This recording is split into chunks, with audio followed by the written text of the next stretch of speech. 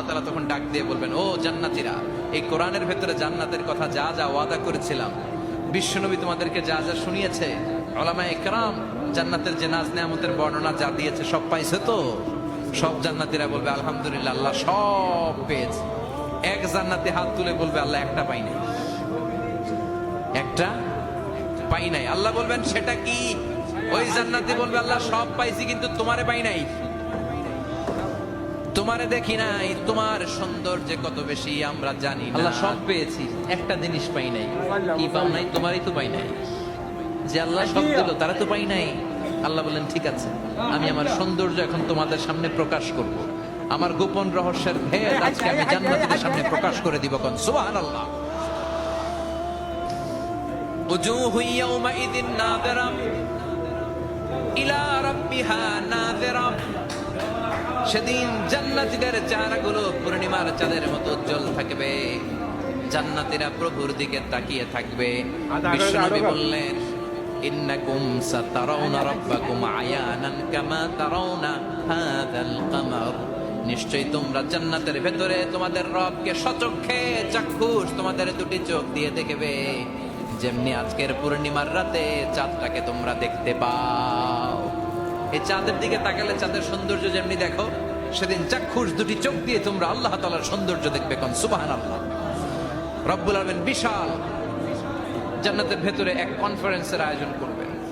বিশাল conference হলের ভেতরে আল্লাহ তাআলা ওনার গোপন রহস্যের প্রকাশ করে দিবেন, নিজের সৌন্দর্য জান্নাতীদের কাছে প্রকাশ করবে। লক্ষ লক্ষ নবীরা বসবে ওই কনফারেন্স রুমে। সবার সামনে থাকবে বিশ্বনবীর সিংহাসন। পড়েন সুবহানাল্লাহ। বিশ্বনবীর পরে বসবে অন্যান্য নবীরা, তারপরে সালিহিনরা, সিদ্দিকিনরা, শুহাদারা, তারপরে সব মুমিন বান্দারা। আপনারাও সেদিন থাকবেন ইনশাআল্লাহ। পড়েন। আমরা সেই কনফারেন্স রুমে না থাকলে কনফারেন্স জমবে? কথা কোন? আমাদের থাকাই লাগবে। যে কোনো মূল্যে কনফারেন্স রুমে আমরা ঢুকবো। চিল্লায় বলেন ঠিক কিনা? আল্লাহ তাআলা ৭০,০০০ নূরের পর্দার কথা আমরা বলি, এই বর্ণনাটা সহি না। হিজাব, ওয়ারাইল হিজাব, পর্দার অন্তরাল থেকে। আসলে পর্দা যে কয়টা আল্লাহই জানে। ওই পর্দার অন্তরাল থেকে এবার আল্লাহ তাআলা কনফারেন্স রুমের সামনে এসে নিজের সৌন্দর্যের প্রকাশ ঘটাবেন। তিনি যে কেমন আমরা জানি না। লাইসা কামিসলিহি শাই, লাইসা কামিসলিহি শাই, কোনো কিছু তার মতো নয়, তিনি তার মতো। সুবহানাল্লাহ। পড়েন। আল্লাহ তাআলা পর্দার অন্তরাল থেকে এবার পর্দা প্রকাশ করে দিয়ে নূরের তাজাল্লি দেখাবেন। নূরের সৌন্দর্যের আলোক ছটা ফোকাস করবেন জান্নাতীদের সামনে। এক সেকেন্ডকে ১০০০ ভাগ করলে হয় ১ মাইক্রো সেকেন্ড। ১ মাইক্রো সেকেন্ডকে ১০০০ ভাগ করলে হয় ১ ন্যানো সেকেন্ড। ১ ন্যানো সেকেন্ডের জন্য আল্লাহ তাআলা নূরের তাজাল্লির ঝলকানি দিবেন। ঝলকানি দিয়েই শেষ, আর সামনে নাই। কিন্তু ওই এক ঝলকানিতে আমরা পাগলের মতো ওই ঝলকানির দিকে তাকিয়ে থাকবো, এইভাবে তাকিয়েই থাকবো। কিন্তু সামনে কিন্তু আর নাই। ওই একবারের জন্য একটু দেখাইছিলেন, ওইটার দিকে তাকিয়ে থাকবো। এইভাবে তাকিয়ে থাকতে থাকতে লক্ষ লক্ষ কোটি বছর কেটে যাবে। নবীরা তাকিয়ে থাকবে, ওলিরা তাকিয়ে থাকবে, সালেহিনরা তাকিয়ে থাকবে, শুহাদারা তাকিয়ে থাকবে, আমরা তাকিয়ে থাকবো। বছরের পর বছর, কোটি কোটি বছর পাগলের মতো এইভাবে থাকবো। পাগল হয়ে যাবে, সব পাগল হয়ে যাবে।